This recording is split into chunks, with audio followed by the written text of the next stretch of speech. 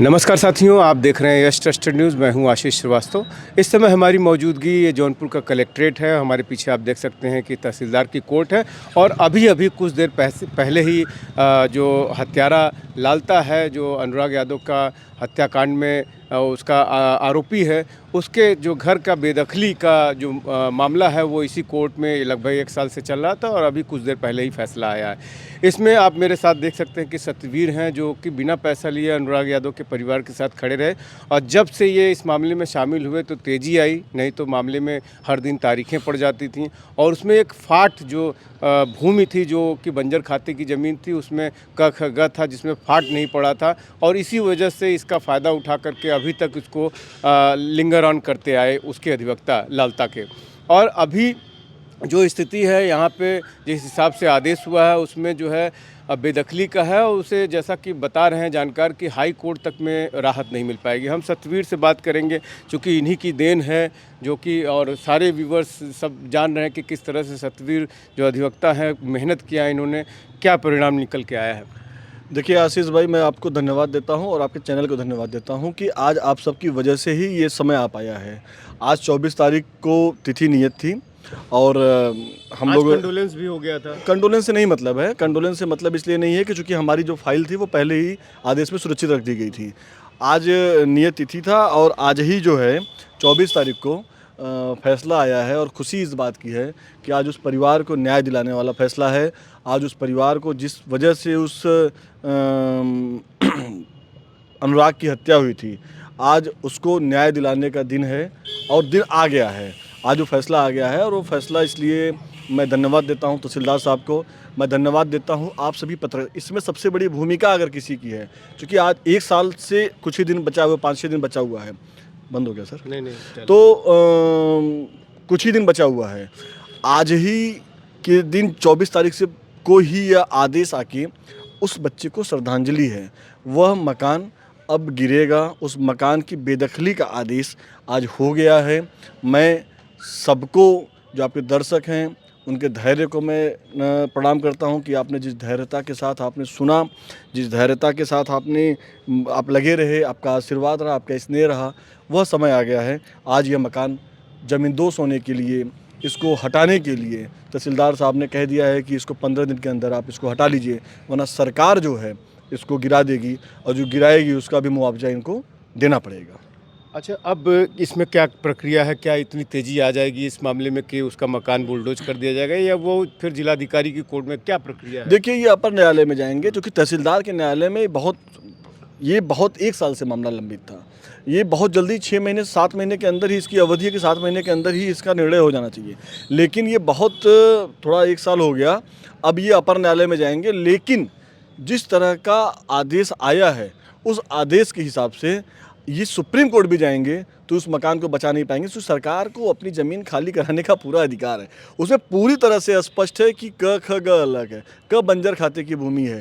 तो जब उसमें सब कुछ स्पष्ट है तो सरकार को अपनी ज़मीन छुड़वाने के लिए इंतज़ार नहीं करना पड़ेगा। हालांकि कुछ यहाँ पे दिक्कतें थी, कुछ सरकारी दिक्कतें थी, कुछ और भी दिक्कतें थी, जिस वजह से थोड़ा सरकार के मंत्रियों का दबाव था, लिंगर ऑन हुआ। लेकिन मुझे खुशी इस बात की है कि तहसीलदार महोदय ने जिस तरह से आज यह फैसला दिया है वो फैसला काबिले तारीफ़ है। यह फैसला अनुराग को श्रद्धांजलि है। यह फैसला अनुराग के परिवार को सुख, चैन और शांति देने वाला। अनुराग तो वापस नहीं आएगा, लेकिन उस बेबस परिवार को, उसकी जो आंखें चली गई हैं, उस माँ की आंखों का जो आंसू है, उसको थोड़ा राहत देने का, उसको जो दर्द है उसको थोड़ा सुकून देने वाला ये आदेश है। और मुझे पूरा विश्वास है कि निश्चित रूप से आप सब लोगों की दुआओं का असर है और आप सब लोगों ने आज जो श्रद्धांजलि दी अनुराग को, ऐसे ही आप समाज के जो आप लोग हैं, जो समाज को बचाने वाले लोग हैं, जो समाज को एक ऊंचाई पे ले जाना चाहते हैं, आप सब लोगों को भी बहुत धन्यवाद। और मैं तहसीलदार साहब को भी धन्यवाद देता हूं कि लाख दबाव के बावजूद भी आपने जो आज जज्बा दिखाया है, उस जज्बे को मैं सलाम करता हूं कि आपके ऊपर कोई भी दबाव काम नहीं आया और आपने जो फैसला दिया है मैं उस फैसले को आपको सलाम करता हूँ। आज अनुराग के पिता जो है अस्पताल में भर्ती हैं, उनकी माँ से आप मिलते थे, रेगुलर जाते थे आप घर पे, उनकी माँ का दर्द आप नहीं सह पाते थे, बहनों का दर्द नहीं सह पाते थे, क्या कहती थी माँ आपको पकड़ के देखो लिपट के? मैं आशीष भाई, मैं जब इस बात को सोचता हूँ तो मेरी रूह खड़ी हो जाती है, मेरे रोंगटे खड़े हो जाते हैं, मेरी रूह कांप जाती है। वो मंजर, मैं भी कल एक वीडियो देख रहा था कि वो एक व्यक्ति उस बच्चे की गर्दन को गोद में लिए हुए था और माँ बिलाप करी थी। ये हमसे ये कष्ट जो है ना देखना ही आता। इसी कष्ट की वजह से मैंने आपसे कहा था कि मैं इसको बिना किसी फीस के, मैंने आपसे कहा था कि मैं बिना किसी फीस के, और हमारे नेता प्रियंका गांधी जी का आदेश था, हमारे नेता राहुल गांधी जी का आदेश था, हमारे नेता नदीम जावेद जी का आदेश था, हमारे जिला कांग्रेस कमेटी के सारे हमारे जो नेता थे, सबका ये आदेश था कि सत्यवीर आप अधिवक्ता हैं और आपको इस लड़ाई को ले जाना है। और मैं खुद एक नेता हूँ और मैं इस वजह से एक सामाजिक रूप से, एक अधिवक्ता के रूप से, एक राजनीतिक दल से जुड़े होने के नाते मैंने इस लड़ाई को लड़ा और मुझे खुशी इस बात की कि मुझे इसमें सफलता मिली है। कितना खुशी महसूस नहीं, कर रहे हैं मैं देखिए, अंदर से आप? मैं देखो भैया आशीष भाई, satisfied महसूस कर रहे हैं? मेरे पिताजी इसी कलेक्ट्रेट अधिवक्ता संघ के 2 बार के अध्यक्ष रहे, श्री विजय प्रताप सिंह जी। मैं पैदा हुआ तो मैंने वकालत देखी है, मैंने बहुत सारे आदेश देखे होते हुए, मैंने पक्ष में भी बहुत सारे, मुझे लगता है कि हमने बहुत ही 1-2% ही आदेश हमारे खिलाफ होगा, लेकिन हम बहुत आदेश हमारे पक्ष में हुए हैं। लेकिन आज जो खुशी मुझे है वो खुशी उन आदेशों को पीछे कर देती है, क्योंकि वो आदेश तो मैं किसी मुवक्किल का आता था या किसी ऐसे व्यक्ति का आता था, ठीक है वो, लेकिन आज का जो आदेश आया है वो आदेश निश्चित रूप से एक समाज के लोगों का जो दर्द था, जो समाज में जो जिस तरह के अपराधी हैं उनको आईना दिखाने का था, जो समाज में कुकृत्य कर रहे हैं और सीना चौड़ा करके चल रहे हैं उनको आईना दिखाने का था।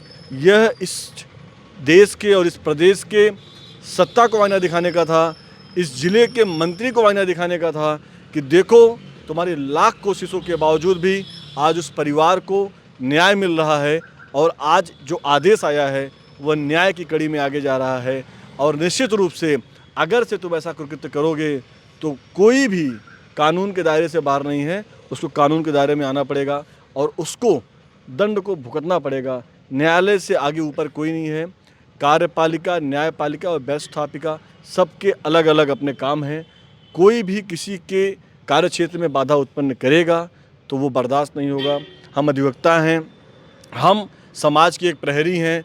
हमारा काम है कि हम निर्दोषों को हम न्याय दिलाएं और जो बेगुनाह हैं उनको हम सलाखों के पीछे ले जाएं, उनको हम दंडित कराएं।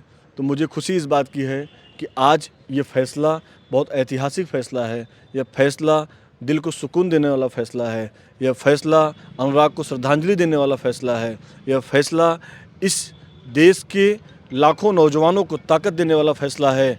और यह फैसला जो भी कुकृत्य करेगा, जो भी गलत काम करेगा, जो भी अपराध करेगा, उसको भी आईना दिखाने वाला फैसला है। आशीष भाई, तो आप देख सकते हैं कि किस तरह से इतने इंतज़ार के बाद ये आदेश आता है, लगभग साल भर हो जाते हैं और अब जो है चूँकि परिवार की अपूर्णीय क्षति है, लेकिन ये एक राहत देने वाला फैसला है। अभी बहुत राहत तो इसको नहीं कह सकते, लेकिन एक राहत की सीढ़ी पर एक पहला पायदान है। अब देखना ये होगा कि लालता अब किस दरवाजे जाता है, किस तरह से वो जो है चौखट खटखटाता है, कहाँ। हालांकि सतवीर का कहना है कि उसको कहीं से राहत मिलने वाली नहीं है, लेकिन कानूनी दांवपेच है, कहाँ किसको राहत मिल जाएगी कुछ कहा नहीं जा सकता। आप हमारे साथ खबरों की अपडेट के लिए बने रहें। एएस ट्रस्टेड न्यूज़ के लिए आशीष श्रीवास्तव, जौनपुर।